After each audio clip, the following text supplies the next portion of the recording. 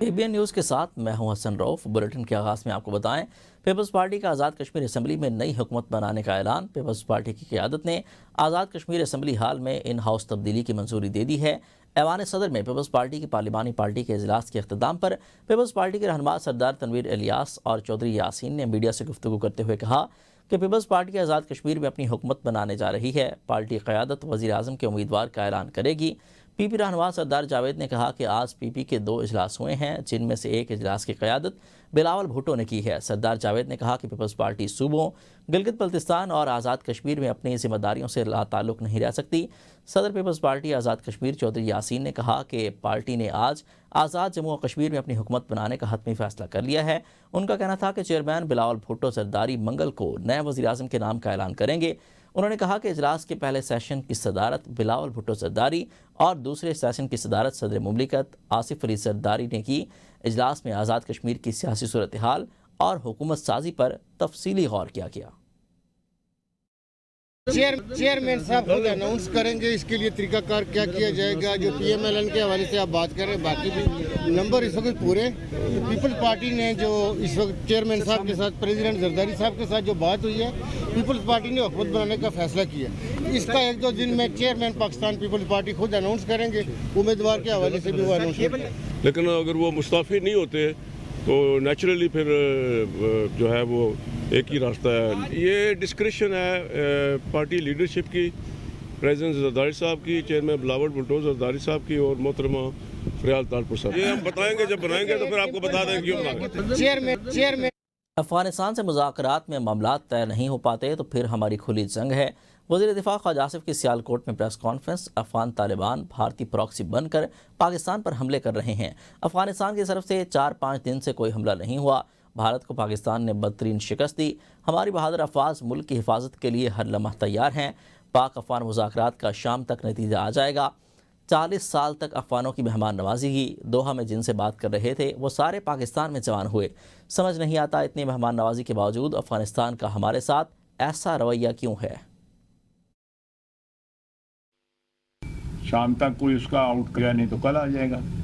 جب آؤٹ کم آئے گا تو پھر وہ ایگریمنٹ جو ہے وہ ترتیب دیا جائے گا۔ اس کے بعد جو ہے ہمارے پاس ایک آپشن ہے، اگر طے نہیں پاتے ہماری تمہاری کھلی جنگ ہے۔ 4-5 دن سے کوئی واقعہ نہیں ہوا، ویسے کم از کم 70-80% پاس کیا جا رہا ہے۔ اب بھارت کے ساتھ تو ہم نے ایک جنگ لڑی ہے نا، اب وہ دوسری پراکسی جنگ جو ہے نا وہ افغانیوں کے ذریعے لڑ رہے ہیں۔ افغان جو ہیں وہ بھارتی پراکسی کے طور پہ ہمارے خلاف جو ہے کاروائیاں کر رہے ہیں کہ ہم نے ان کی 40 سال جو ہے مہمان نوازی کی ہے۔ جن لوگوں سے ہم بات کر رہے تھے دوحہ میں، ان سارے کے سارے پاکستان میں جوان ہوئے تھے۔ پاک افغان عارضی جنگ بندی کو مستقل امن میں بدلنے کا مشن۔ استنبول میں پاکستان اور افغانستان کے مذاکرات کا دور ختم۔ مذاکرات 3 دن جاری رہنے کا امکان ہے۔ ترکیہ میں مذاکرات کے 2 دور ہوئے۔ دہشت گردی کی روک تھام کے میکانزم پر بات چیت کی گئی۔ دوحہ معاہدے کے بعد پیش رفت سے متعلق ڈوزیر کا تبادلہ کیا گیا۔ پاکستان کی جانب سے DGMO اور ڈپٹی DGMO، افغانستان کی طرف سے نائب وزیر داخلہ رحمت اللہ مجیب نے وفد کی قیادت کی۔ اس سے پہلے 19 اکتوبر کو دوحہ مذاکرات میں وزیر دفاع خواجہ آصف اور افغان ہم منصب ملا یعقوب شریک ہوئے تھے، جس میں فوری جنگ بندی کا معاہدہ طے پایا تھا۔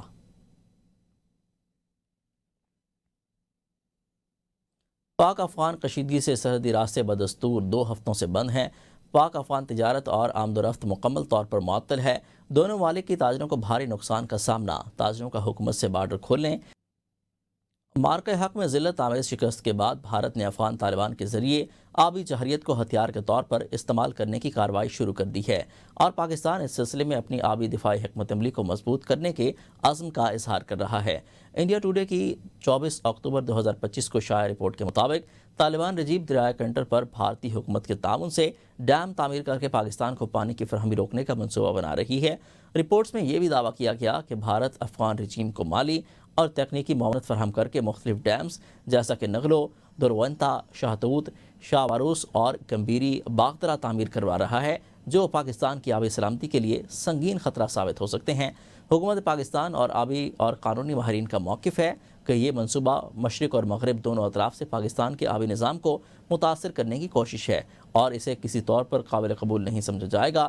دستاویزی اندازوں کے مطابق دریائے کابل سے پاکستان کو سالانہ اوسطاً 16.5 ملین ایکڑ فٹ پانی ملتا ہے، اور پشاور، چارسدہ، نوشہرہ جیسے اضلاع کی گندم، مکئی اور گندم کی جو پیداوار ہے، اس کے علاوہ جو گنے کی پیداوار ہے، وہ براہ راست اسی پانی پر منحصر ہے۔ اس لیے کسی بھی قسم کی آبی جہریت کے بارے میں پاکستان کا موقف واضح اور دو ٹوک ہے۔ بھارت نے پہلے ہی سینتاس معاہدہ یک طرفہ معطل کر کے بین الاقوامی آبی معاہدوں کی خلاف ورزی کی نشاندہی کی، اور اب افغانستان میں ڈیموں کی تعمیر بارے دریائے کابل کے بیسن پر اثر انداز ہونے کی کوشش کو بھی سنگین قدم سمجھا جا رہا ہے۔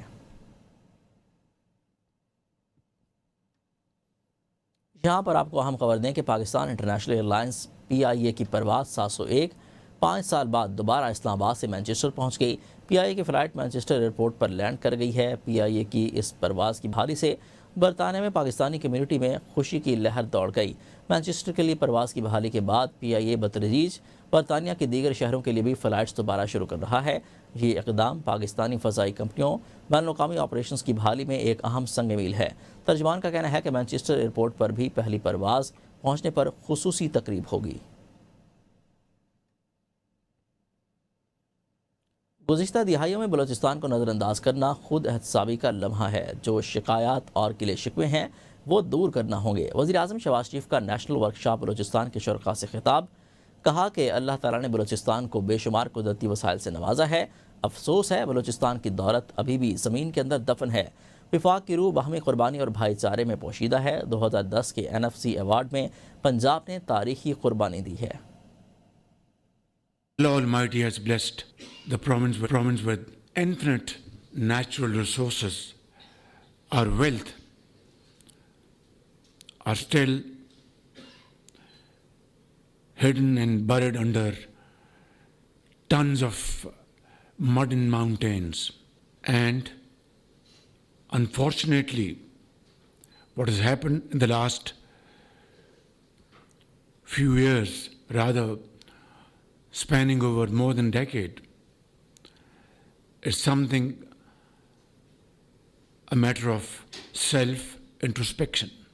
Back in 2010, when NFC award was being discussed, the province of Punjab, I said, Punjab is ready to contribute whatever amount is required to meet my brother Aslam Raisani's demand.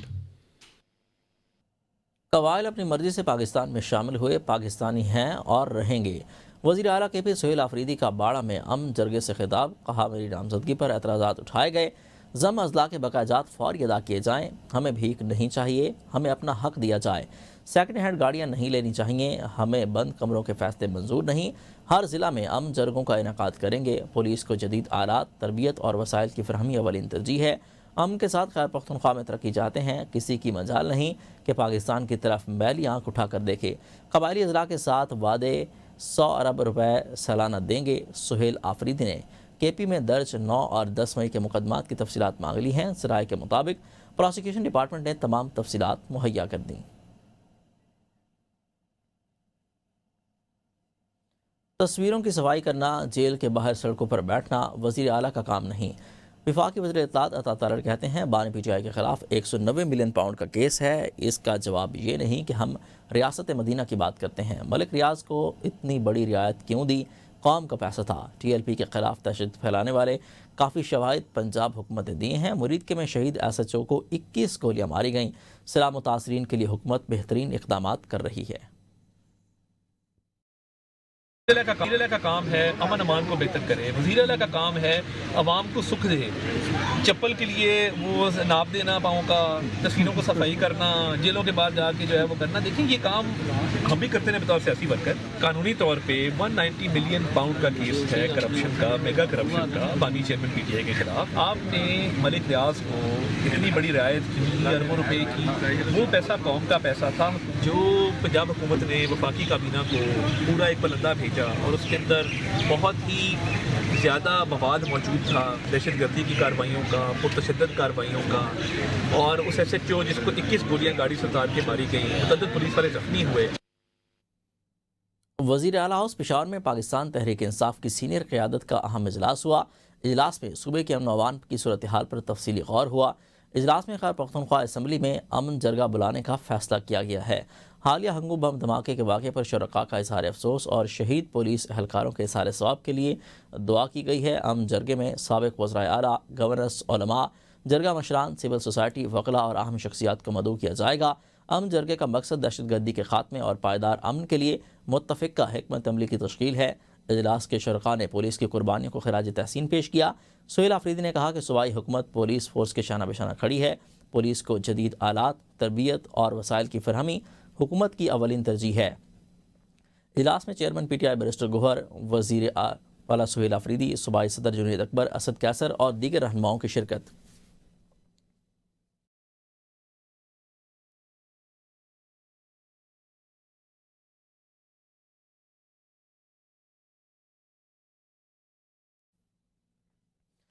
آگے بڑھیں اور آپ کو بتائیں کہ کراچی میں پاکستان کی سب سے بڑی بین الاقوامی صحت اور طبی نمائش ہیلتھ ایشیا 2025 کے موقع پر پٹیل اسپتال کی جانب سے بچوں کے امراض اور بچوں کی سرجری کے موضوع پر CME سیشن کا انعقاد کیا گیا ہے۔ سیشن میں طبی طلباء، ریزیڈنٹس اور مختلف شعبہ زندگی سے تعلق رکھنے والے ماہرین نے شرکت کی ہے۔ افتتاحی کلمات ڈپٹی ڈائریکٹر ڈاکٹر شاہ مثبت سلیم نے ادا کیے، جنہوں نے پٹیل اسپتال کی فلاحی اور خدمات اور معیاری علاج کے عزم کو اجاگر کیا۔ ماہر اطفال و سنجر ڈاکٹر تیمور نے بچوں کی سرجری کی اہمیت اور بر وقت علاج پر روشنی ڈالی، جبکہ ڈاکٹر جلال اکبر نے بچوں کی ویکسینیشن کی اہمیت پر تفصیلی گفتگو کی۔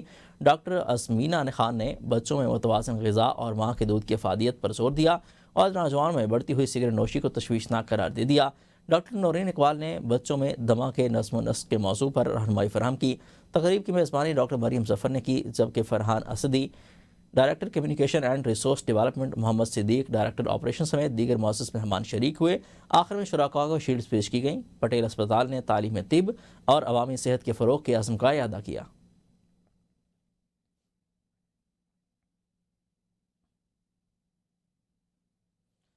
کسٹم انفورسمنٹ کوئٹہ نے اربوں روپے مالیت کی کرسٹل آئس سمگل کرنے کی کوشش کو ناکام بنا دیا۔ FBR کے مطابق تفتان سے کوئٹہ آنے والے ٹرک کے تبدیل شدہ فیول ٹینک میں 300 kilo gram crystal ice میتھامفیٹامین mine برآمد ہوئی ہے۔ منشیات کی مالیت 18.65 ارب روپے، جبکہ اسمگلنگ میں استعمال ہونے والے ٹرک کی مالیت 80 لاکھ روپے بتائی گئی۔ ٹرک میں سوار دونوں ملزمان کو گرفتار کر کے ان کے خلاف مقدمہ درج کر لیا گیا ہے۔ مزید تفتیش جاری ہے۔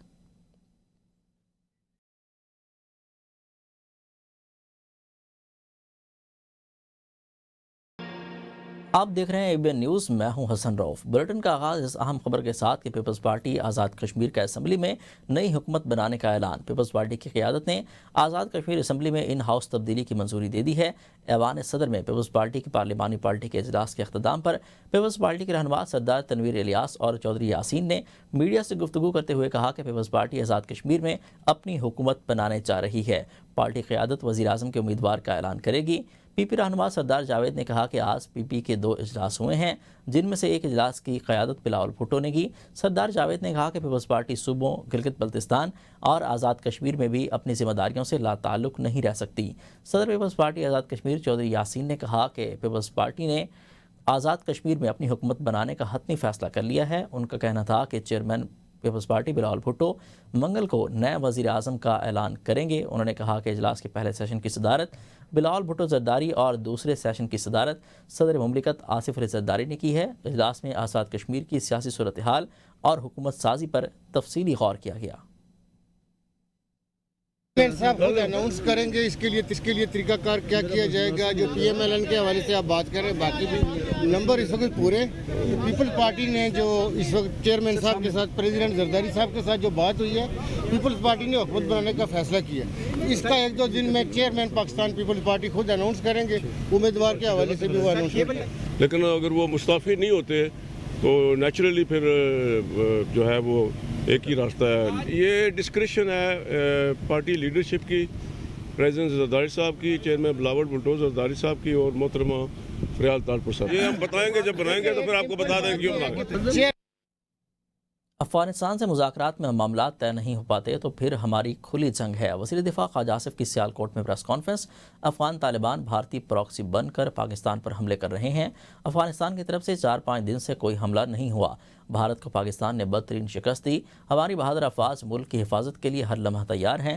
پاک افغان مذاکرات کا شام تک نتیجہ آ جائے گا۔ 40 سال تک افغانوں کی میزبانی کی ہے۔ دوحہ میں جن سے بات کر رہے تھے وہ سارے پاکستان میں جوان ہوئے۔ سمجھ نہیں آتا اتنی مہمان نوازی کے باوجود افغانستان کا ہمارے ساتھ ایسا رویہ کیوں ہے؟ شام تک کوئی اس کا آؤٹ کم آئے گا نہیں تو کل آ جائے گا۔ جب آؤٹ کم آئے گا تو پھر وہ ایگریمنٹ جو ہے وہ ترتیب دیا جائے گا، اس کے بعد جو ہے ہمارے پاس ایک آپشن ہے۔ اگر طے نہیں پاتے ہماری تمہاری کھلی جنگ ہے۔ 4-5 دن سے کوئی واقعہ نہیں ہوا، ویسے کم از کم 70-80% پاس کیا جا رہا ہے۔ اب بھارت کے ساتھ تو ہم نے ایک جنگ لڑی ہے نا، اب وہ دوسری پراکسی جنگ جو ہے نا وہ افغانیوں کے ذریعے لڑ رہے ہیں۔ افغان جو ہیں وہ بھارتی پراکسی کے طور پہ ہمارے خلاف جو ہے کارروائیاں کر رہے ہیں۔ ہم نے ان کی 40 سال جو ہے مہمان نوازی کی ہے۔ جن لوگوں سے ہم بات کر رہے تھے دوحہ میں، ان سارے کے سارے پاکستان میں جوان ہوئے تھے۔ پاک افغان عارضی جنگ بندی کو مستقل امن میں بدلنے کا مشن۔ استنبول میں پاکستان اور افغانستان کے مذاکرات کا دوسرا دور ختم ہو گیا۔ مذاکرات 3 دن جاری رہنے کا امکان ہے۔ ترکیہ میں مذاکرات کے 2 دور ہوئے۔ دہشت گردی کی روک تھام کے میکانزم پر بات چیت کی گئی۔ دوحہ معاہدے کے بعد پیش رفت سے متعلق ڈوزیر کا تبادلہ کیا گیا۔ پاکستان کی جانب سے DGMO اور ڈپٹی DGMO، افغانستان کی طرف سے نائب وزیر داخلہ رحمت اللہ مجیب نے وفد کی قیادت کی۔ اس سے پہلے 19 اکتوبر کو دوحہ مذاکرات میں وزیر دفاع خواجہ آصف اور افغان ہم منصب ملا یعقوب شریک ہوئے تھے، جن میں فوری جنگ بندی کا معاہدہ طے پایا تھا۔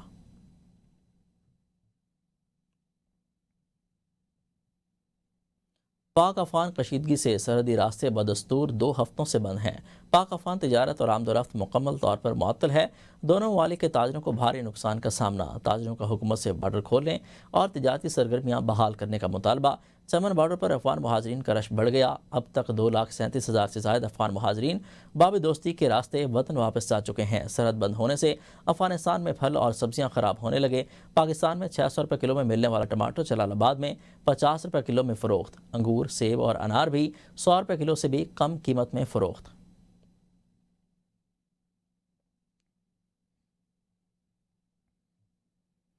مارکہ حق میں ذلت آمیز شکست کے بعد بھارت نے افغان طالبان کے ساتھ آبی جہریت کو ایک ہتھیار کے طور پر استعمال کرنے کی کارروائی شروع کر دی ہے اور پاکستان اس سلسلے میں اپنی آبی دفاعی حکمت عملی کو مضبوط کرنے کے عزم کا اظہار کر رہا ہے۔ انڈیا ٹوڈے کی 24 اکتوبر 2025 کو شائع رپورٹ کے مطابق طالبان رجیم دریائے کنٹر پر بھارتی حکومت کے تعاون سے ڈیم تعمیر کر کے پاکستان کو پانی کی فراہمی روکنے کا منصوبہ بنا رہی ہے۔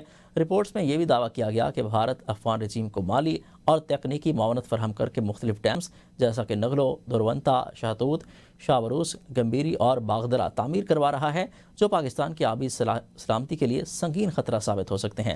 حکومت پاکستان اور آبی اور قانونی ماہرین کا موقف ہے کہ یہ منصوبہ مشرق اور مغرب دونوں اطراف سے پاکستان کے آبی نظام کو متاثر کرنے کی کوشش ہے اور اسے کسی طور پر بھی قبول نہیں سمجھا جائے گا۔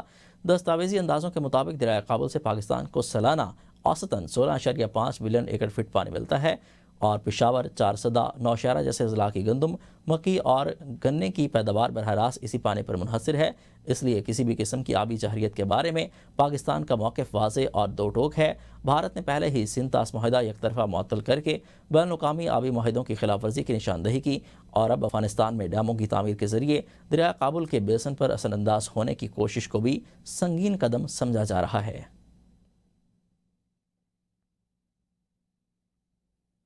یہاں آپ کو بتائیں کہ پاکستان انٹرنیشنل ایئر لائنز کی PK 701 پرواز 5 سال بعد دوبارہ اسلام آباد سے مانچسٹر پہنچ گئی۔ PIA کی فلائٹ مانچسٹر ایئرپورٹ پر لینڈ کر گئی۔ PIA کی اس پرواز کی بحالی سے برطانیہ میں پاکستانی کمیونٹی میں خوشی کی لہر دوڑ گئی۔ مانچسٹر کے لیے پروازوں کی بحالی کے بعد PIA بتدریج برطانیہ کے دیگر شہروں کے لیے بھی فلائٹس دوبارہ شروع کر رہا ہے۔ یہ اقدام پاکستانی فضائی کمپنی کے بین الاقوامی آپریشنز کی بحالی میں ایک اہم سنگ میل ہے۔ ترجمان کا کہنا ہے کہ مانچسٹر ایئرپورٹ پر بھی پہلی پرواز پہنچنے پر خصوصی تقریب ہوگی۔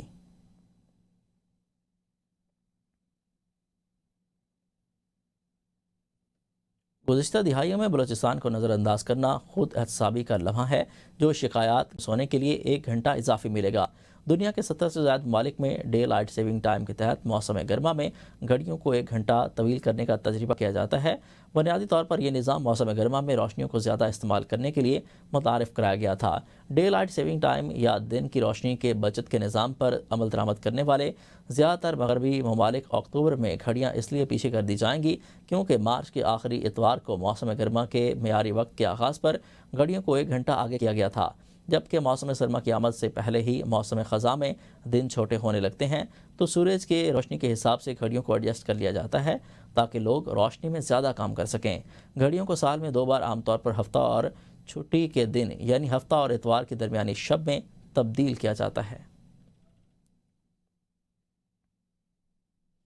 امریکی صدر ڈونلڈ ٹرمپ کا طیارہ العدیدہ ایئر بیس پر ایندھن بھروانے کے لیے رکا تو امریکی صدر ٹرمپ سے ملاقات کے لیے امیر قطر شیخ تمیم بن حمد ال ثانی ان کے طیارے میں پہنچے۔ اس سے ملاقات میں قطر کے وزیر اعظم بھی شریک تھے۔ اس موقع پر امریکی صدر کا کہنا تھا کہ امیر قطر دنیا کے عظیم حکمرانوں میں سے ایک ہیں اور قطری وزیر اعظم میرے دوست رہے ہیں۔ ہم نے مشرق وسطیٰ میں امن قائم کر کے ناقابل یقین کام کر دکھایا ہے۔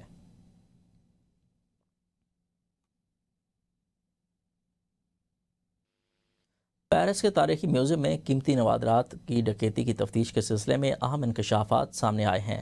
تفتیشی افسران کا کہنا ہے کہ جوہرات کی چوری ممکنہ طور پر اندرونی سازش تھی اور سیکیورٹی کے ایک رکن کا مشتبہ ملزمان سے رابطہ تھا۔ ذرائع کا کہنا ہے کہ ڈیجیٹل فرانسکس شواہد سے ظاہر ہوتا ہے کہ سیکیورٹی کے ایک رکن کا ڈکیتی سے پہلے ان افراد سے رابطہ تھا جنہیں مبینہ طور پر اس واردات کا ذمہ دار سمجھا جا رہا ہے۔ یہ خیال ظاہر کیا جا رہا ہے کہ اس گروہ کو چھاپے سے قبل میوزیم کے سیکیورٹی کے نظام سے متعلق حساس اندرونی معلومات فراہم کی گئی تھیں۔ یہاں آپ کو بتائیں کہ وزیر اعلیٰ پنجاب مریم نواز نے ایئر پنجاب کو جلد از جلد فنکشنل کرنے کا حکم دے دیا۔ ایئر پنجاب کے فیز 1 کے لیے کارروائی جلد مکمل کرنے اور ایئر پنجاب کے لیے جدید اور آرام دہ طیارے لیز پر حاصل کرنے کی ہدایت کر دی گئی ہے۔ وزیر اعلیٰ پنجاب مریم نواز کی زیر صدارت اجلاس میں ایئر پنجاب پروجیکٹ پر پیش رفت کا جائزہ ہوا، جس میں وزیر اعلیٰ کو ایئر پنجاب پروجیکٹ سے متعلق تفصیلی بریفنگ دی گئی۔ لاہور سے اسلام آباد ایئر پنجاب کے فلائٹ روٹ پر اتفاق کیا گیا۔ اجلاس میں مری کلاس ٹرین پروجیکٹ کا بھی جائزہ لیا گیا۔ وزیر اعلیٰ مریم نواز نے مری گلاس ٹرین پروجیکٹ کے لیے ممکنہ اقدامات کی ہدایت کی ہے۔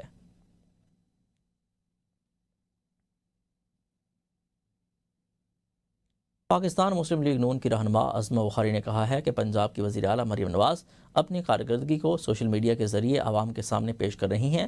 جو لوگ خود کوئی کام نہیں کر پاتے وہ دوسروں پر تنقید کرتے ہیں۔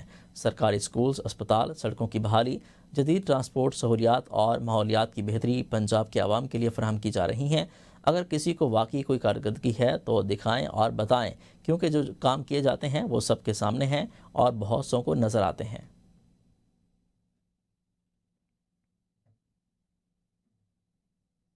محکمہ داخلہ پنجاب نے صوبہ بھر میں دفعہ 144 کے نفاذ میں 8 یوم کی توسیع کر دی۔ پنجاب میں ہر قسم کے احتجاج، جلسے جلوس، ریلیوں، دھرنوں، اجتماع اور ایسی تمام سرگرمیوں پر پابندیاں عائد ہیں۔ دفعہ 144 کے تحت 4 یا زائد افراد عوامی مقامات پر جمع ہونے پر مکمل پابندی ہوگی۔ پنجاب بھر میں ہر قسم کے اسلحہ کی نمائش پر مکمل پابندی عائد کر دی گئی ہے۔ دفعہ 144 کے تحت لاؤڈ سپیکر کے استعمال پر بھی مکمل پابندی ہے۔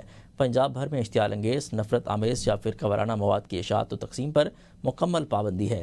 دفعہ 144 کے نفاذ میں توسیع کا فیصلہ امن و امان کے قیام، انسانی جانوں اور املاک کے تحفظ کے لیے کیا گیا۔ کابینہ کمیٹی برائے امن و امان کے 39ویں اجلاس میں دفعہ 144 کے نفاذ میں توسیع کی سفارش کی گئی۔ حکومت پنجاب نے دہشت گردی اور امن عامہ کے خدشات کے پیش نظر احکامات جاری کیے ہیں۔ پابندی کا اطلاق شادی کی تقریبات، جنازہ اور تدفین پر نہیں ہوگا۔ سرکاری فرائض کی انجام دہی پر موجود افسران اور اہلکار اور عدالتیں پابندی سے مستثنیٰ ہوں گی۔ آپ کو بتائیں کہ لاہور میں 4 یا اس سے زیادہ افراد کے جمع ہونے پر پابندی ہے۔ ہر قسم کے اسلحہ کی نمائش اور لاؤڈ سپیکر کے استعمال پر بھی مکمل پابندی ہے۔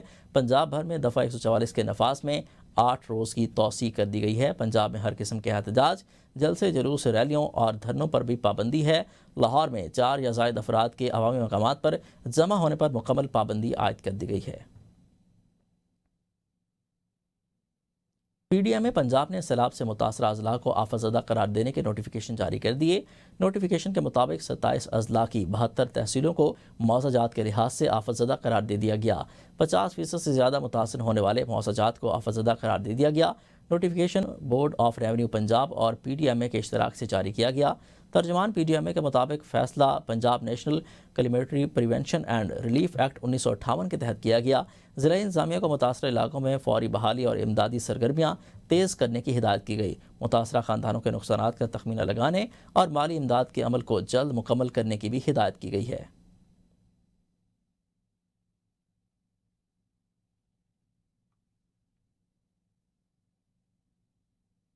نیوز اسٹوڈیو سے اب تک کے لیے اتنا ہی۔